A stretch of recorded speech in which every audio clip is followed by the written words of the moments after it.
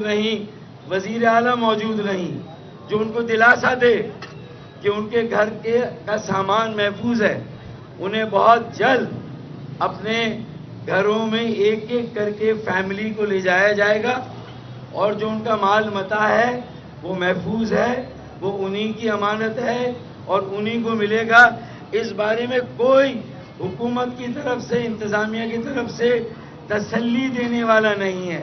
تو مسئلہ یہ نہیں ہے کہ وہ کہتے ہیں نا کہ حادثے سے بڑا حادثہ یہ ہوا، لوگ رکے نہیں حادثہ دیکھ کر. مسئلہ یہ ہے. اور اب جو مشکل درپیش ہے وہ یہ ہے کہ جب گھر کی آگ بجھی تو کچھ سامان بچا تھا جلنے سے. جب گھر کی آگ بجھی تو کچھ سامان بچا تھا جلنے سے، سو وہ بھی ان کے ہاتھ لگا جو آگ بجھانے آئے تھے. اب آگ بجھانے کا انتظام نہیں لوگوں کو. ابھی نیچے بیٹھے ہوئے ان کی آباد کاری کہاں ہے؟ دکانیں جو بند ہیں، ابھی تو آر جے مال کی دکانیں بند ہیں، وہ دکانیں نہیں کھلی، وہ تباہ حال ہیں، برباد ہیں. ان کو کیسے آباد کریں گے؟ یہ سوالات صرف حکومت سے نہیں بلکہ ریاست سے بھی ہیں. لوگ تنگ آ رہے ہیں، بیزار ہو رہے ہیں. وہ ملک سے جو ان کی وابستگی ہے وہ بیگانے ہو گئے ہیں، لا تعلق ہو گئے ہیں. ان کا نہ ملک سے تعلق رہا، نہ صوبے سے، نہ شہر سے. یہ لوگوں کو بے حس بنایا جا رہا ہے، یہ معاشرہ تباہ برباد کیا جا رہا ہے.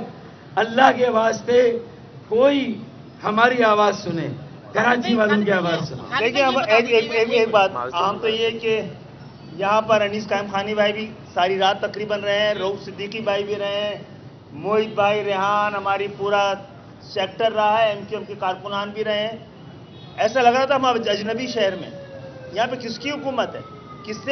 کس سے اپنے لوگوں کے لیے ہم مانگے؟ یہ سارے لوگ، یہ سارے جانے پہچانے چہرے، ان کو اپنے لوگوں سے جو حادثے میں زخمی ہوئے ہیں، جو حادثے کا شکار ہوئے ہیں، جن کے لوگ آج کل ایک جلی ہوئی لاشوں کی شکل میں یہاں سے نکلے ہیں، ان تک اگر ان کو نہیں پہنچنے دیا گیا تو پھر بات کیسے بنے گی؟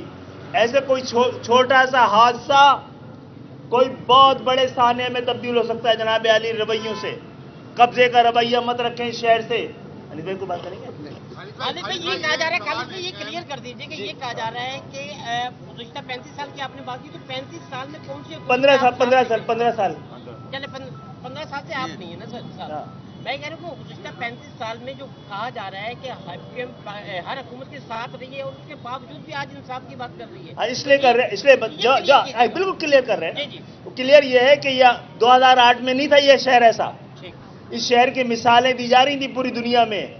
سمپل فارمولا یہ ہے، 2008 کا دیکھو اور ابھی دیکھو. یہ 15 سال سے ہمارا وزیر اعلیٰ نہیں ہے. اس شہر کو تو آپ نے پراپرلی 8 سال تک میئر بھی نہیں دیا ہے. جب ایم کیو ایم کے پاس اختیار، مینڈیٹ کے ساتھ اختیار رہا ہے، یہ شہر ایسا نہیں رہا ہے.